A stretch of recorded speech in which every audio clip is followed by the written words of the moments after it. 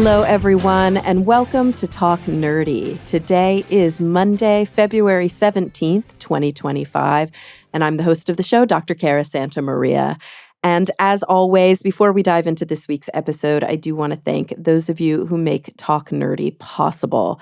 Remember, this show is and will always be, I always say it will always be as if it's going to be on air forever. Gosh, I'm not promising that. But as long as I'm able to make it, I want to make sure that it is free to download so that any individual who wants to listen to the show has access to it.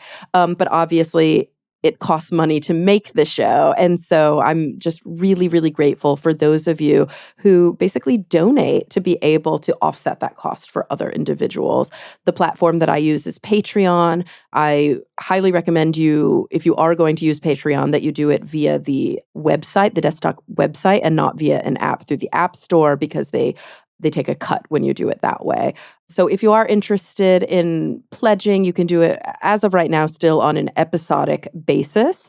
As always, I want to thank those of you who are the top patrons this month. They include Anu Bhadavaj, Daniel Lang, David J.E. Smith, Mary Neva, Brian Holden, David Compton, Gabrielle F. Jaramillo, Joe Wilkinson, Joseph Lamore, Pasquale Gelati, Rika Maharaj, and Ulrika Hagman. Thank you all so, so very much.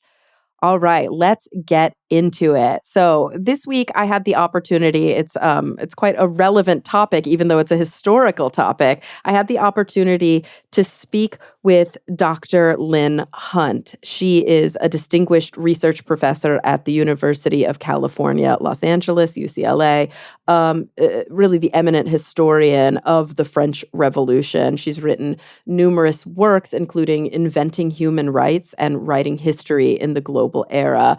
She is a former president of the American Historical Association, and she has a new book out. It is called The Revolutionary Self: Social Change and the Emergence of the Modern Individual, 1770 to 1800. So without any further ado, here she is, Dr. Lynn Hunt. Well, Lynn, thank you so much for joining me today. Well, thank you so much for having me. I'm delighted. I'm excited to talk about your new book, The Revolutionary Self: Social Change and the Emergence of the Modern Individual, 1770 to 1800. So, as a historian, and your sort of area of interest, although broad, you have a lot of specialization in the French Revolution. Is that correct? Absolutely. So I'm curious, you as an academic, as a scholar, you teach, you do research, and you've written obviously quite a few academic papers for, colleagues and individuals within the scholarly community. But you've also written some of these trade publications, these publications for broader audiences. How is it different for you writing for the different audiences? That's actually a really interesting question, because I think more and more professors in the ivory tower want to do that, but we aren't really trained to do it when we're in graduate school. In graduate school, you're trained to write things to satisfy your professors and not to make things accessible to a broader public. But that's changing now. And, really, I learned a huge amount about this from my various editors over the years, starting with, surprisingly, a textbook editor who was very clear on how you had to make it flow in a way that, in this case, an 18-year-old just out of high school could follow why you were saying what you were saying. So really, I learned how to do it from the editors that I've worked with. I love that. And so since then, you've written about a variety of topics. Tell me what brought you to the book that we're, really focusing on today, The Revolutionary Self. I've always been interested in this fundamental question of the relationship between an individual person and society, and what it is we think society or social things are.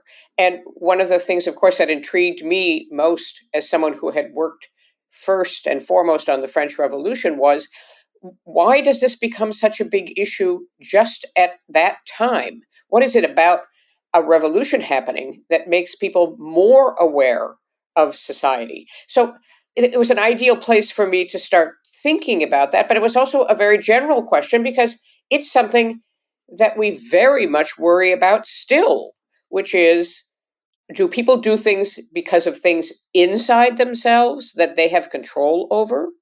Or do they do things because they're socially conditioned by their parents, by their family, by their community, by their class, their race, their sex, all the things we think of as social markers? Do people do things because they're socially conditioned? And this whole issue of whether we're free to act or we're actually conditioned to act is something that we very much think about still today. Absolutely. It's interesting because this very fundamental question is one that I grapple with regularly as a clinical psychologist and somebody who's interested in human behavior from that kind of academic and practical perspective. And my training is in the more kind of in the existential humanistic tradition. And so these important questions about, does existence precede essence? Is there really a human condition, or do we adapt to how we are, treated, how we are taught from the time that we're born, and then recapitulate those themes throughout our lives? I think it's an important question, and as you mentioned, not only still to this day, but I think is it as important as ever right now? Because I can imagine that as a scholar of the French Revolution, you are seeing lots of parallels between the political strife that we're experiencing here in the United States right now and a lot of what you have studied academically. That's absolutely true. And I would say two things about that. Yes, we it is very much still on our minds. Why do people make the choices that they make? Do they have too many choices? Are the choices really meaningful? And in what ways are they meaningful? But a second thing, interesting, to go back to what you brought up about your own background and training, I think one of the reasons I was so interested in this was that even as a teenager, in my last years of high school, for some reason, I was busily reading Eric Fromm and Karen Horney and the Mhm. ego psychologists who were very much interested in this question of, is there free will? Do individuals actually have freedom? So it's actually been something on my mind. I suspect because I was very worried about it as a teenager, like, why do I do the things that I do? And can we ever actually escape from our social conditioning? I love that. It really is in some ways, I don't want to say it's an unanswerable question because there is so much information out there, but I did have Robert Sapolsky on the show several months ago, and he wrote a book all about the concept of free will. And I'm still not satisfied with his argument, I but know. it's one that's still fun to continue to have. And Right. so it's interesting that these fundamental human ideas that you're grappling with, but you're grappling with them situated in a particular time where they feel very, very relevant. So maybe you can give us a little bit of background about what is going on between 1770 and 1800. Well, so first of all, what people have most noticed in the past is that in that period of time, there is really a remarkable interest and increasing emphasis on personal autonomy. This takes place in the law. So, for example, during the French Revolution, they take away the virtually absolute powers of fathers over their children. They lower the age of majority and they give grown up children, that is what we would call beginning adults, much more power to choose who they want to marry, to choose the occupations that they're going to follow, all of which things had been very much controlled by families in the past. So we knew already at the end of the 18th century there was just much more emphasis on the autonomy of the person, well, especially the male person, but even the female person, and because women were very much featured in novels at the end of the 18th century, even in the middle of the 18th century.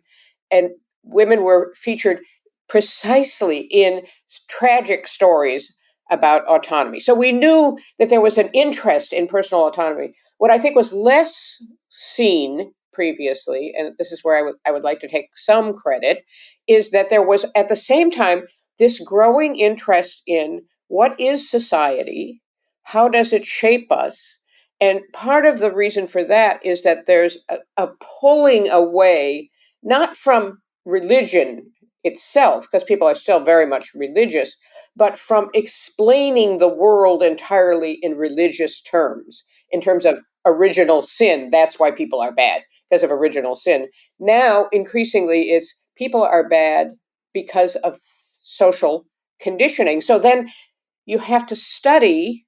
What happens then is you think about, well, what is society and why are societies different? So at the end of the 18th century, you have the rise of thinking about comparative civilizations, and I have a chapter on that.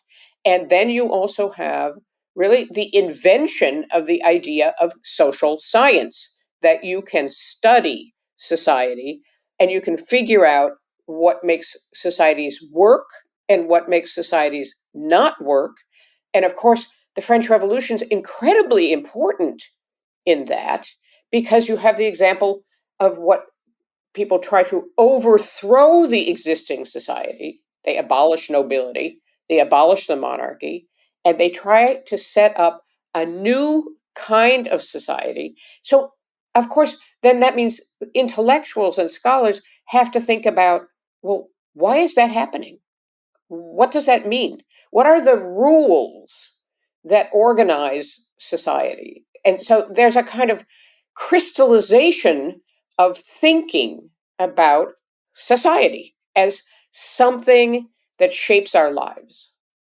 I can imagine, and correct me if I'm wrong, but I can imagine that this kind of newfound interest and development of the social sciences is also happening against the background of an honoring or an excitement about the physical sciences, that there's a lot of, emphasis being put on experimentation, being put on documentation, being put on, hey, we can manipulate variables and we can pull data from that. Why can we not apply this to other areas of our lives? That's such an astute thinking through of this problem, because that's absolutely right. So famously, for example, Adam Smith, the sort of inventor of classical economics and one of the great thinkers of the late 18th century, many of his followers referred to him all the time as the Newton of the social, not of the social sciences, because they weren't calling it that exactly, but the Newton of thinking about the world we live in outside of the physical sciences. So he was going to be their Newton because he was discovering the laws that made the economy work. So there is absolutely a sense that if science can reveal this much about nature, why can't a social science reveal similar things about society? Now, interestingly, over time, I think we're less convinced that economists and sociologists and anthropologists and historians have really kind of cracked the code in quite the same way that we think that biologists and physicists and astronomers are cracking the code of science. That might be an unfair comparison, but it is certainly the case that in the 18th century and ever since then, that's been the hope. Yeah, I would agree with that, and I would point to also within the sciences more of an understanding that actually much of what we thought of as very hard and sort of unequivocal investigation is more like the social sciences, and we really only can point to these laws in the most extreme cases of cosmology. But even in biology and chemistry, we see more and more that people do science and people are flawed. You're so right about that. I mean, especially, historians and sociologists of science have shown us how embedded in social relations scientists were, and in fact, how what science has found out for us, which is incredibly important, I don't want to minimize it in the slightest, is itself always in the process of revision. Even Newton's laws of gravity were revised by Einstein to pick some of the most famous examples. So in fact, we do change our minds over time over science, but science has somehow managed to keep more of an aura of, what we really do is objective, whereas what the social Mhm. sciences do is really kind of more subjective. Right. It's interesting you mention economics, you mentioned Adam Smith, and I'd love to spend a few minutes kind of talking about the relationship between a society and maybe we could say its governing practices and its social norms and an economy, which is in many ways sort of inextricably linked from a modern society or to a modern society. That's a really interesting question, and I have to confess, I don't really do enough with that in my book. There's no question, for example, that the increasing role of trade and commerce, both inside societies and between societies in the 18th century, it's really a vast expansion of global trade, for example. There's no question that that has some relationship, but it's not entirely clear exactly how it works with this emphasis on personal autonomy. That is, people are able to buy more things, and somehow that translates into people have more choices. I mean, we understand economically how they have more choices, but it then translates, interestingly, into the idea that people are individuals who make choices. That choice, i.e., autonomy, is somehow essential to being in the world, and that should be emphasized more. So there's no question that the growing global trade and growing internal trade somehow relates to that. But it's very hard to say where's the tipping point, because trade has been increasing since at least as far back as the 12th century. So is it just that it's little bit by little bit by little bit by little bit, or is there some tipping point in the 18th century? Now, in my book, obviously, I consider the consumption of tea, which really takes off in the 18th century, to be a kind of tipping point that has all kinds of social consequences. So there's a place where there is clearly a relationship. It's an interesting area. Frankly, talking for myself, I didn't want to get bogged down in arguments about whether personal autonomy is the direct consequence of capitalism, because that gets you into that. I just didn't want to get into that, because it seems to me then I would have to explain, well, yeah, since the economy has been being more and more commercial since the 12th century, where's the changing point? And also, how can you really extricate these variables? They're so intertwined to be able to point to some sort of causal relationship is, I think, kind of a monumental task. Right, right, right, exactly. And especially since it's not even clear empirically how you would do that. I mean, Mhm. what would be the level of commercial interaction, and how would you measure it that would prove to be a tipping point? Not obvious how that could be done. Yeah, absolutely.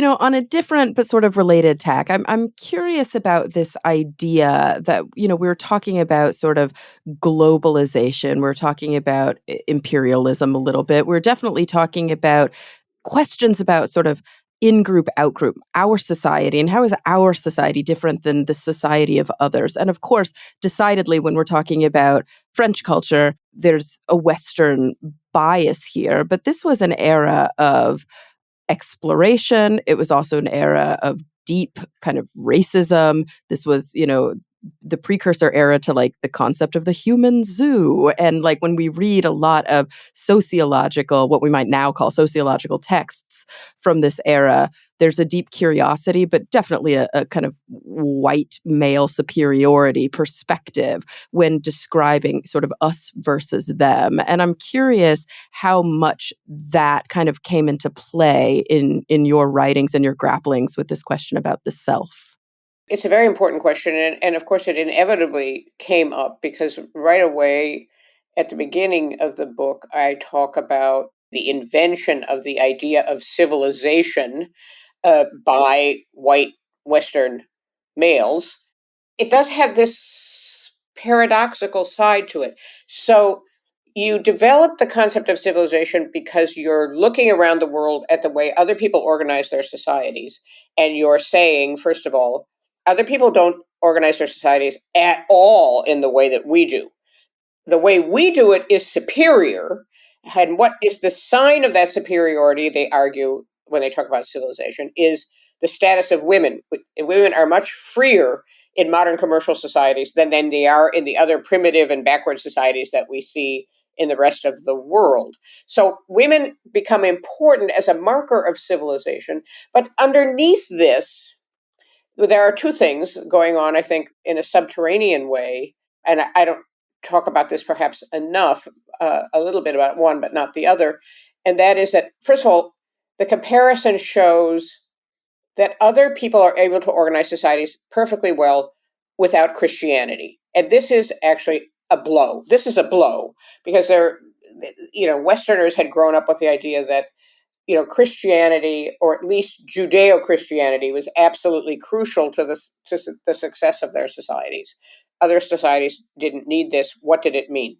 And could there be an absolute religious truth if everybody around the world had different ideas about what constituted God, or even if there was a God? First of all, so that was a challenge. So they immediately rushed to, no, we're superior. This is better. There's no question that we're better. But then the second thing is, if the sign of civilization is the status of women and their relative freedom, then why shouldn't they have even more freedom? That will be a question that will come up in the 19th and 20th centuries, and is of course still an issue to our day. So there's no question that they kind of gather this material about other places and forge it into a narrative about Western superiority, but it has inside of it questions about what really is essential to Western life, other than, let's say, commerce. If you're okay with it, let's look at those two concepts in a little bit more detail, maybe starting with this question about religion and especially Judeo-Christian ideals. Obviously, as these intellectuals and thinkers are looking around the world and they're seeing that there are cultures that are more spiritual in nature, there are cultures that are polytheistic, there are cultures that are sort of, shall we say, deistic or even atheistic. What kind of a blow is that? How do they grapple with that? Is there just oh, well, we're clearly better because we have the one true God? Let's be real, it's a huge issue.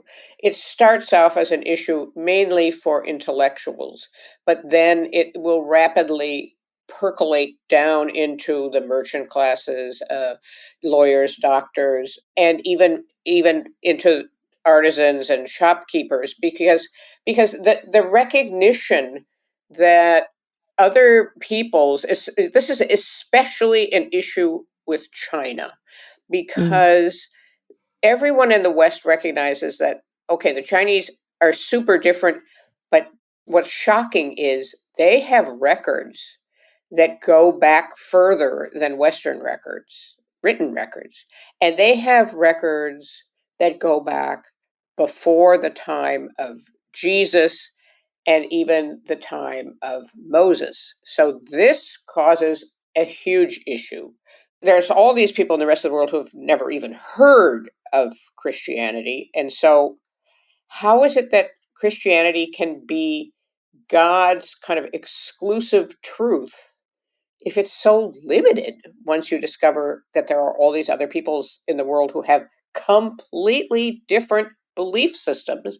And then the Chinese in particular are a big problem, because we now know in the 18th century the Chinese were just as prosperous as the Western European countries, and they had an enormous military, and they had a very vibrant economy.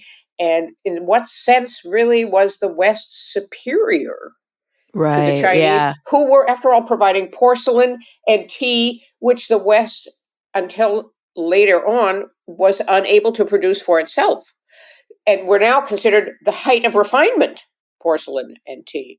So this is a serious, it's not like in one day in 1777, everyone thinks this. It's a slow process, but the more that is learned about the rest of the world and the more trade brings things in from the rest of the world, the more there is a kind of subterranean underground river of that's possibly going to undermine the foundations of your feelings of superiority.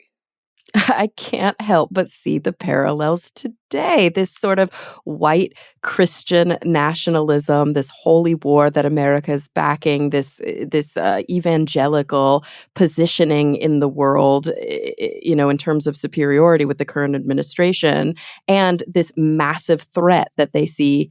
Again, China being as a sophisticated producer of intellectual information and technology.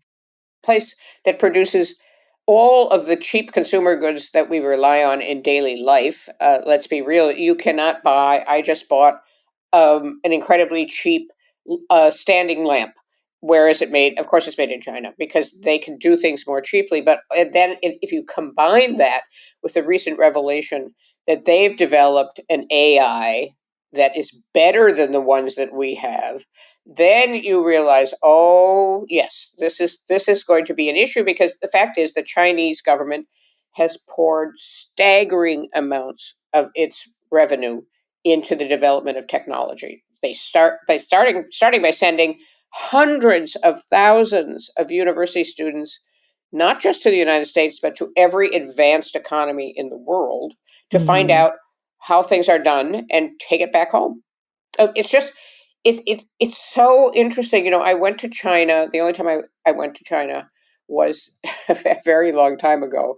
I went in 1985 as an Mm. exchange professor from Berkeley, from the University of California, Berkeley, to Peking University, as the Americans used to call it, uh, to Peking University, where I taught seminars on the French Revolution. But 40 years ago, they were so far behind that when a friend came to visit me, they only were willing to give her a visa because she was a scientist if she brought cell media with her in a cooler on the airplane Wow. because they didn't have that much access to things like that. Now they have a formidable scientific establishment because they are putting money into it constantly because that's their goal. And it shows that if a government puts money into science, you can leapfrog over Yeah. all these other people. Yeah. And I can't help but point to this kind of fundamental comparison, this fundamental questioning about these Judeo-Christian values. I personally, whatever, it doesn't really matter, but I personally am an atheist. I see this a lot with my colleagues as well, but not all. Psychology has a rich tradition of people from a lot of different perspectives.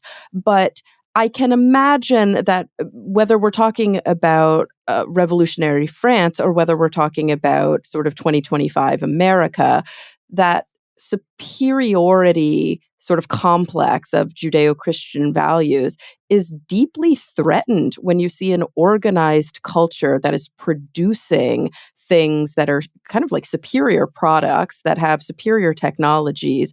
It's very threatening to think that somebody could get there atheistically. Yes, there's actually a huge argument in the 18th century about whether the Chinese, whether Confucianism is atheistic or not. Right. Yes, But it's but definitely so not Judeo-Christian, we could it's say that. definitely that Yeah. is definitely not Judeo-Christian. No, that's why they're that things that are happening now have an incredibly retro feeling to them. Like, Right.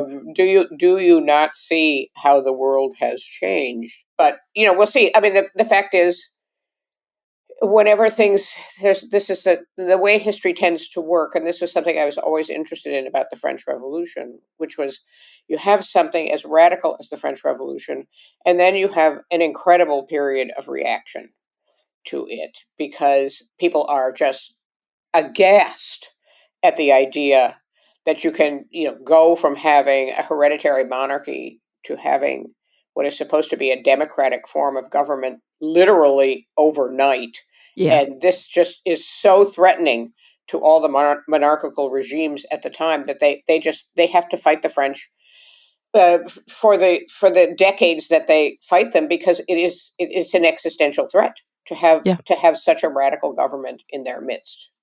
I think it's important, this point you make about the reactions to these large social swings, because I would argue that the Trump administration is exactly that. It is a deep reaction to the sort of social justice oriented era of the Obama administration, that there was a big push from sort of a traditional white male supremacist Christian, nationalist view that this cannot stand, and that we have to sort of swing back into a more, I guess we could even say, oligarchical perspective within the constraints of democracy. Although right now, of course, even democracy itself is kind of in a crisis. But we see these huge shifts, and we wonder why those swings happen. Well, they must be reactions, right? Right, right, right. Well, this is one of the things that I've always been interested in studying the French Revolution, because the French Revolution doesn't just produce the monarchical reaction, but it also produces the intermediate stage, which is now much more dominant, of authoritarianism. I mean, what does the French Revolution first produce? It produces Napoleon Bonaparte. Mm-hmm. Um, but yes, this is the thing: is that radical social change, and in some ways, we did experience radical social change by having the first African American president. Mm-hmm. Radical social change always brings about reaction, because usually the people who want change are not always, and perhaps always not usually, the people who have the most power. Right. They're the So people who have been oppressed the most, right, usually. right, right, Yeah. right. Well, they have support from other people too, but yes, they are the ones Mm-hmm. who have been oppressed, and so there is a kind of like, you have to be kidding me that this is going to that this is going to be allowed to happen. That people who are supposed to be on the bottom of the scale are not going to be on the bottom of the scale, and Right. that is very similar to the French Revolution. There's a racial component in the French Revolution. It's not nearly as significant as in our lives today, but But definitely the class component right, is right, heavy. right. And Yeah. even the racial component comes up, because the French Revolution is the French are, of course, the first people to abolish slavery back in Mm. 1794, long before the United States abolishes slavery. Decades later. That's So yes, fascinating. that is also part of what the reaction is against, is the Mhm. dismantling of those kinds of systems. But usually reaction runs its course. That does lead me to the sort of second component, which is complicated to me. And so I'm curious if we can grapple with it a little bit. This idea of a free society being one where women are empowered, because obviously, even during this era where, let's say, the French philosophers and thinkers could look around and say, look how free our women are compared to these other cultures, there was still a patriarchal structure, and there was still a male supremacy. And so it's almost, I don't know, there's like a paradox kind of happening here. Like, look, women, the freer women are, the more sort of sophisticated and advanced the society, but also, well, let's not let them get too free. Yes, there is definitely that feeling that let's not let them get too free. But it is true that in the French Revolution, what sets the background in part for women being able to do more things is that they do dismantle the more striking aspects of patriarchalism, which is one of the things that Napoleon Bonaparte, of course, brings back with authoritarianism, is to reinstitute patriarchalism in the workplace and in the home. So, one of the most radical things that the revolutionaries do, which has actually lasted more or less to this day, is that they declare that all children must inherit equally, and that the property not cannot go just to the oldest son. And that means that women inherit property, which is really very different from a lot of other places at the same time. So they do some radical things. And one of the things that I was interested in my book is that women are able to do more things in this period, and not just men. I do talk about men being able to do more things in the army and in the economy, but women are also able to do more things. And the example I use in my book is of a female painter who comes from very modest social origins and who would never have been able to achieve the kind of reputation and success that she achieved without the opening up of the art scene, which is another one of the things that the revolutionaries did, was to take away the monopoly of the academy on public expositions and open, therefore, to anybody who wanted to submit their paintings, and that would be accepted by the jury. And many, many, many, many more women were able to exhibit during the French Revolution than ever before. You know, it is interesting when I even think back, and not a historian by any stretch, and I often struggled with history because I struggle with chronology in my mind. But Right. when I think back to some of the most affecting on me personally, women scientists, women philosophers, women thinkers from multiple eras, many of them were French. And I can imagine that has its sort of roots in the fact that there was an opening up of society kind of earlier than in some other Western cultures. That's certainly not just due to the French Revolution. The model of female conversation in a mixed company, even for the Scottish philosophers, was France, and in particular, Paris, was seen as a place where people of very different backgrounds, but especially of the two sexes, would converse together about just about anything, and that this was an important part of social life even before the revolution. This is true. But it's true that during the revolution, then you do have women who become important figures. I'm thinking of Madame Roland, who was the wife of a minister, but who basically organized political conversation in the early 1790s in Paris. And then, of course, Madame de Stael, who became one of the most famous novelists, but also wrote histories and criticism and was an incredibly important intellectual figure, always having men in her conversational circles, not certainly not just women, but being considered an intellectual equal. And I can imagine, and maybe I'm completely off base, but I think when we think about stereotypes of historical France, we also think about sex work, and we think about single women and women having a little bit more economic power as well. Right. You mean in terms of actually working? Yeah, or you know, we when we think of kind of, I don't like to use the word prostitution now because I think it's quite pejorative, but when we think of sex work, like modern sex work, I think we often think about kind of France of bygone era, this Yes, kind of, yes, stereotype of sex workers, but these are right. independent women who are making their own money at a time when probably it was not as easy to do. Right, and also, of course, the French are notoriously lax on this subject, in the sense that they then invent a little bit later than this period. They invent basically state control of prostitution, in the sense that not repression of it, but allowing it to exist as long as the state had some sort of sense of control over it. What they didn't like a sort of independent street walking. They liked brothels that they could have. The police would then have brothels would pay money to the police for protection, basically. And so we associate that with France, because there's then that goes along with this long tradition, very long tradition actually, of men and women conversing together. No separation like port and cigars after dinner in England. This was not the way it was done in France. It was mixed conversation throughout, and that had an important intellectual influence. Oh, yeah. Yeah, women thinkers, women scientists, women philosophers, women, yeah, like, if women are existing in the spaces where ideas are being discussed and they're not kept out of those spaces, obviously their ideas are going to become known. Voltaire had a great line on this. He referred to his lover, Madame du Châtelet, who was one of the great women scientists of the time, as the smartest man he knew. Jeez. Meaning, Wow. meaning that she was the equal of any of the men that he could Yeah.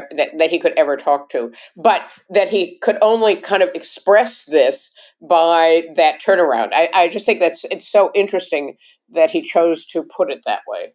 Yeah, and it tells you a lot about the zeitgeist that, even though there was this sort of acceptance, it was still seen as sort of exceptional, right? It wasn't quite the norm. No, of course not. Of course not.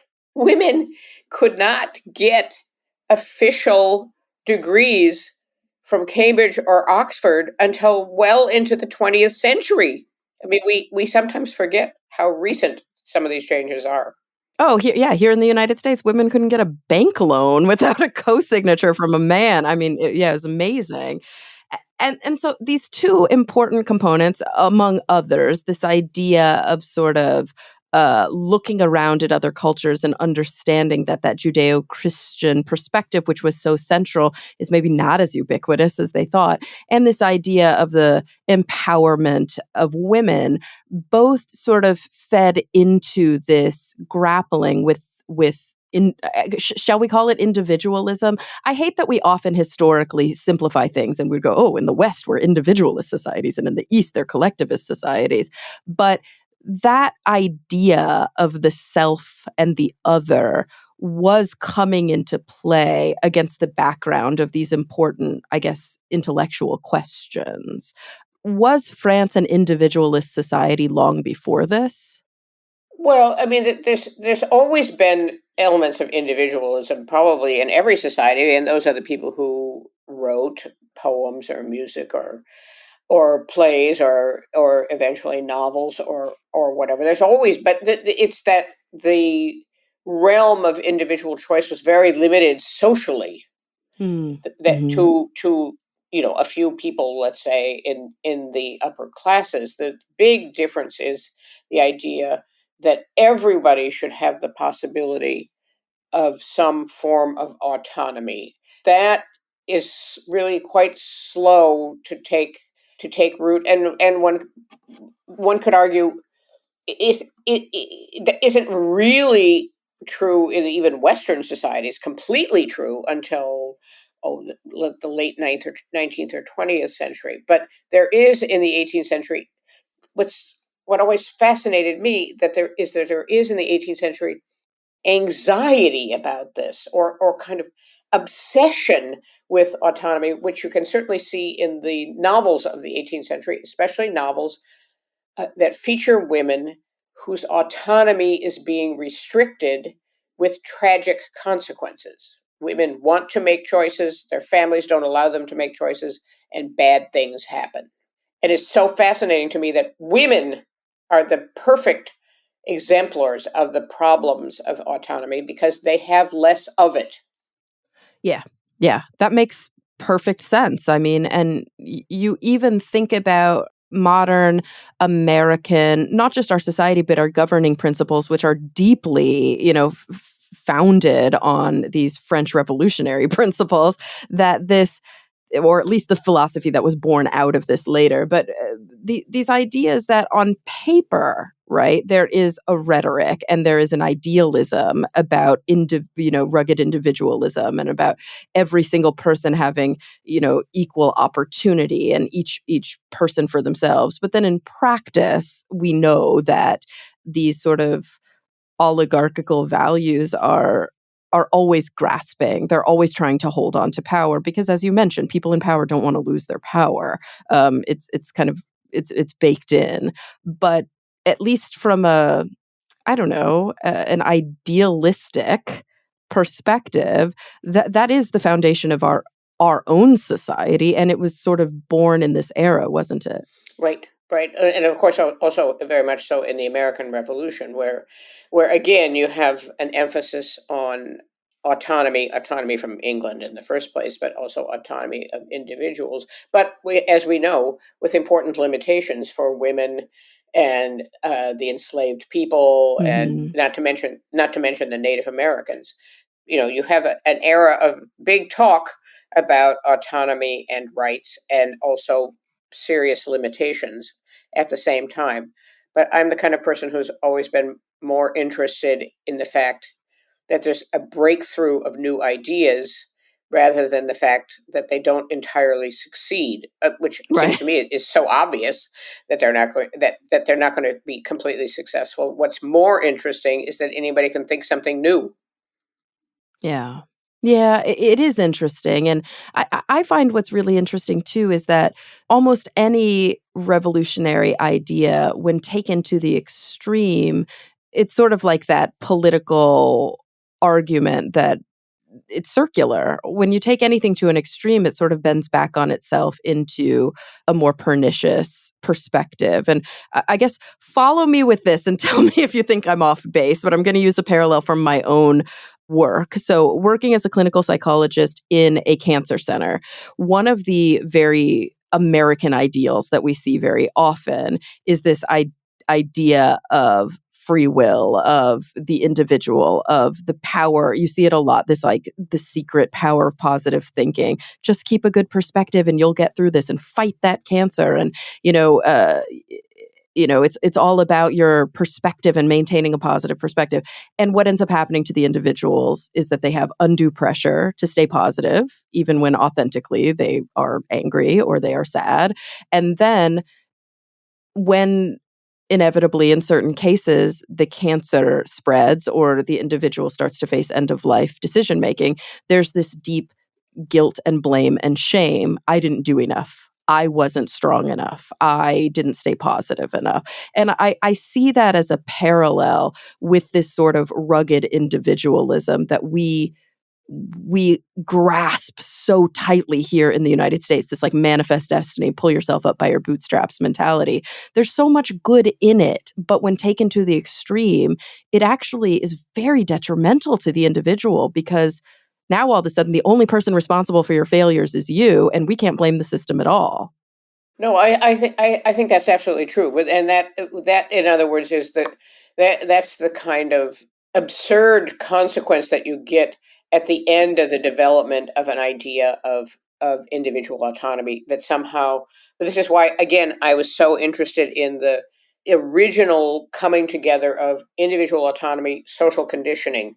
What's the where are you going to put the burden on that? Yeah. And, Yeah. one of the things you could say about our current political situation is that the individual autonomy side is winning out over those who think that social conditioning it actually is what deeply shapes things. But I think this is a pendulum that goes back and forth because, Mhm. as you say, this has led to enormous problems in contemporary American society in which people are then sort of blamed for dying, Yeah. even though everyone is going to do that.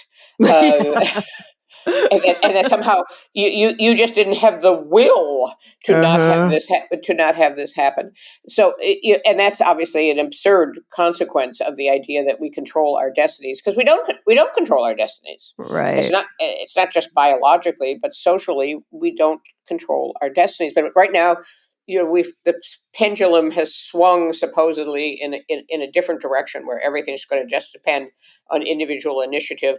It will swing back when the consequences of that become clear. I feel certain.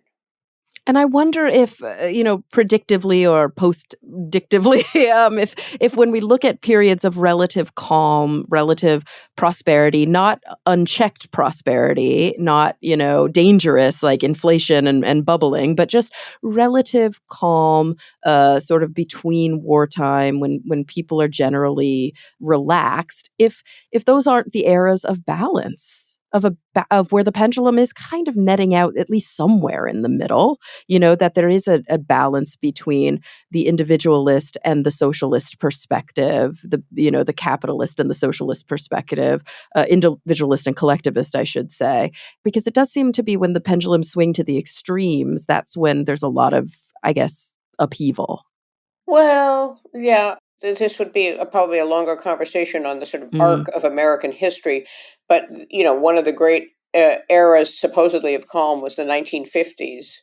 But when I think back on my mother, who was in her 30s in the 1950s, she was forced to conform to part of the prosperity was women had to give up their jobs, give them back to the Right. returning servicemen, and they should stay home and take care of Yep. their children. And my mother was an incredibly talented person who later in life was able to become a politician, because she had an enormous amount of individual willpower. But when I think back of what her life was like when I was a child, the calm was bought, it seems to me, at the price of unbelievable amounts of repression of women's Yeah. possibilities.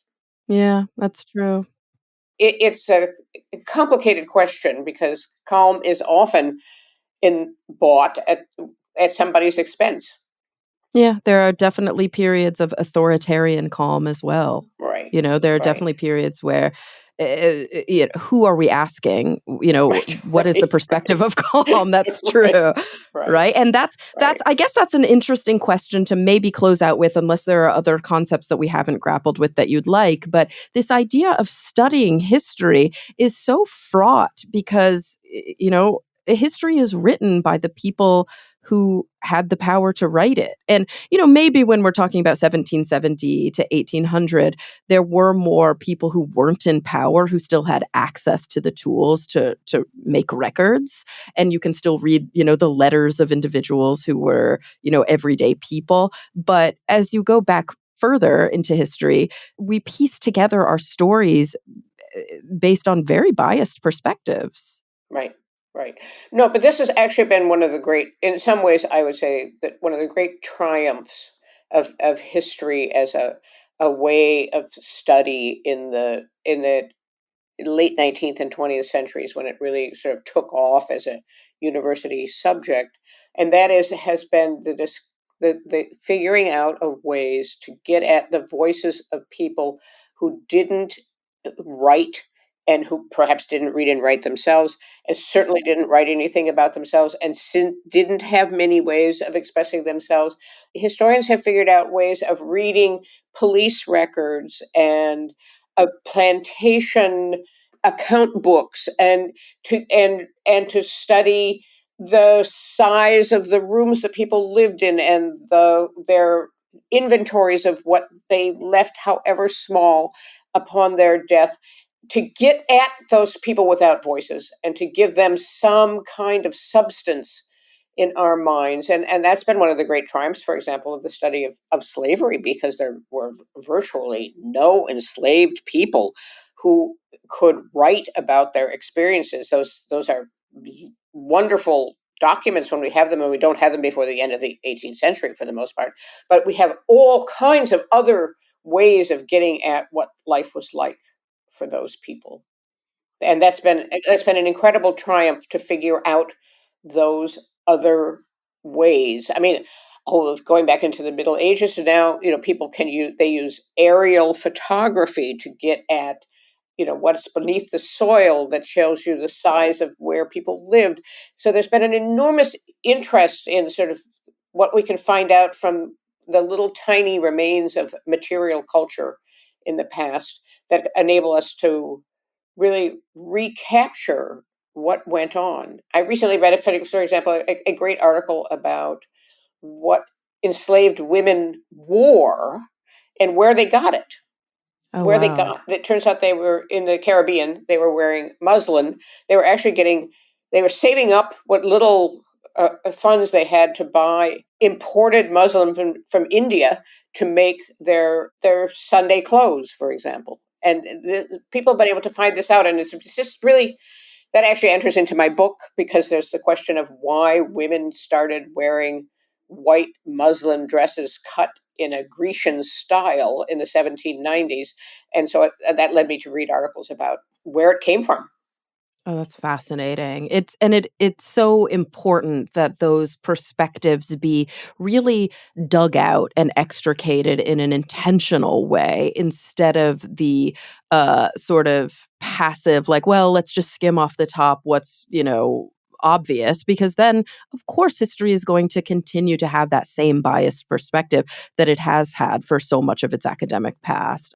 The voices of the oppressed, of the marginalized, tell history from not only a different perspective, but a very raw perspective that is absolutely necessary. And so I don't know. I'm so grateful for the insights that you've shared with us today. I'm curious if there's anything we didn't get to, any sort of top line theses that we didn't really grapple with, or if you feel confident that that was a good entree, like a whetting of the appetite of what you share in the book. Right. Well, I hope so. I mean, there are so many.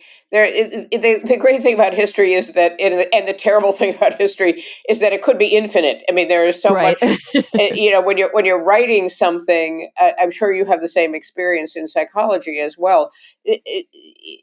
What's hard is finding out how to stop, Hmm. because you could go forever. There's yet another, in your case, there's maybe yet another interview you could do, or yet some other book that you could read, and in my case, yet some other thing that you could look into. And so, everything has to come to an end, including podcasts. Yeah, it's so true, and you're right. We could always. I find myself saying that to almost every guest, like, "Oh, I could do another hour with you. Maybe Right. one day we'll get back together." So Right. maybe when you Right. write your next book, we'll Right. have you back and we'll talk even more. But in the meantime, I just want to thank you so much for being here, for sharing these insights with us, and for doing the important work that you do.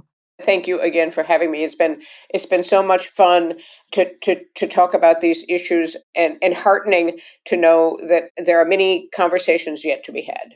Absolutely. Everybody, the book is The Revolutionary Self, Social Change and the Emergence of the Modern Individual, 1770 to 1800 by Dr. Lynn Hunt. And everybody listening, thank you for coming back week after week. I'm really looking forward to the next time we all get together to talk nerdy.